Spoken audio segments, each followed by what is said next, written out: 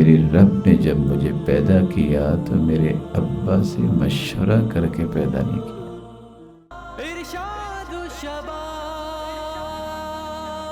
یہ 16 سال کیا عمر، آج زمانہ 100 سال کی 14 کروٹیں لے چکا ہے۔ بڑے بڑے مفسر اور محدث جب ایک نام سنتے ہیں تو ان کی نظریں جھک جاتی اور ان کی قلمیں لکھتی لکھتی رک جاتی ہیں۔ کس کا نام ہے؟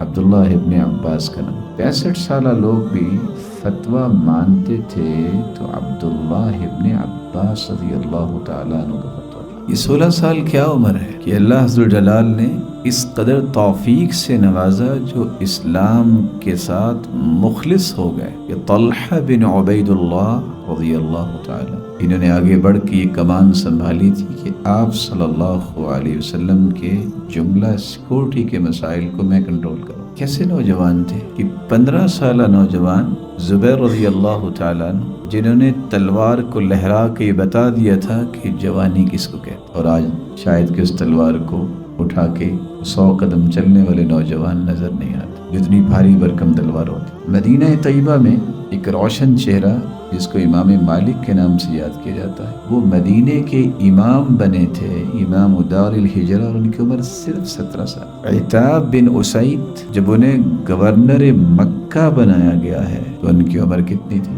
صرف 19 سال عمر تھی۔ محمد بن قاسم کو کون نہیں جانتا؟ محمد بن قاسم نے ہند اور سندھ کو فتح کیا اور اس کی عمر صرف 17 سے 18 سال۔ وہ کیسی تربیت تھی کہ اسامہ رضی اللہ تعالیٰ عنہ کی عمر 18 سال اور بعض نے تو 14 سے 16 سال بھی نقل کی ہے۔ وہ اسلام کے لشکر کو اللہ کے رسول کی وفات کے بعد غموں سے چور ہونے کے باوجود وہ اسلام کے لشکر کو لے کر روانہ ہوئے ہیں اور مینج کر رہے ہیں نوجوان، اور عمر صرف 18 سال۔ تاریخ نے تو یہ لکھا ہے اور یہ نوجوان یہ روشن چہرے جانتے ہوں گے کہ عبد الرحمن ناصر نے جب اندلس کو فتح کیا ہے تو اس کی عمر 21 سال تھی۔ یورپ نے اس کے سامنے گھٹنے ٹیک دیے تھے۔ یہ قسطنطنیہ کو فتح کرنے والا محمد الفاتح، اس کی عمر صرف 22 سال تھی۔ اب اسلام کے اس دائرے میں شامل ہونے والوں کی زندگیوں کا مطالعہ کریں تو اس دھرتی کے اوپر انبیاء کے بعد یہ سب سے پاکیزہ شخصیت اللہ کے رسول صلی اللہ علیہ وسلم کو بطور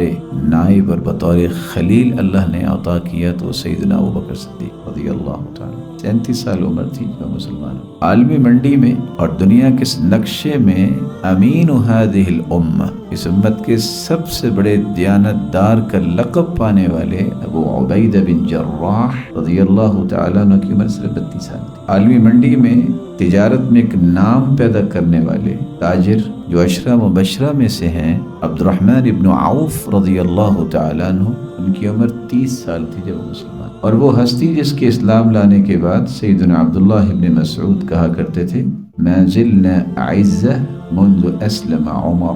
یہ 26 سال کے تھے جب اسلام کی اس نعمت سے سرفراز کیے گئے سیدنا عمر، جن کے اسلام کے بعد سیدنا عبداللہ ابن مسعود فرما رہے ہیں کہ اس دن سے ہم عزت کے ساتھ زندہ۔ جس ہستی کو 22 مرتبہ جنت کی بشارت دی گئی ہے، سیدنا عثمان رضی اللہ تعالیٰ عنہ، جب یہ مسلمان ہوئے تو ان کی عمر صرف 20 سال۔ سیدنا صہیب رضی اللہ تعالیٰ عنہ سیدنا عمر کا جنازہ پڑھانے والے، کوئی شخص آگے نہیں بڑھتا تھا، لیکن کیا جرت عطا کی رسول اللہ صلی اللہ علیہ وسلم نے کہ بڑے بڑے غموں کو برداشت کرنے کے لیے توحید کی وجہ سے اور اللہ پر توکل اور ایمان و ایقان کی وجہ سے ان کے اندر بہادری ایسی تھی کہ جنازہ پھر صہیب رضی اللہ تعالیٰ عنہ نے پڑھایا اور 19 سال کی عمر میں وہ مسلمان۔ اور سیدنا علی رضی اللہ تعالیٰ عنہ، لوگ کہتے ہیں کہ بڑے لوگ بڑی باتیں کرتے ہیں، چھوٹے لوگ تو بڑی بات نہیں سوچ سکتے۔ یہ 8 سالہ بچے سے اللہ کے رسول نے پوچھا تھا کہ جاؤ ابا سے مشورہ کرو، مسلمان ہو جاؤ۔ انہوں نے مسکرا کے کہا تھا ان ربی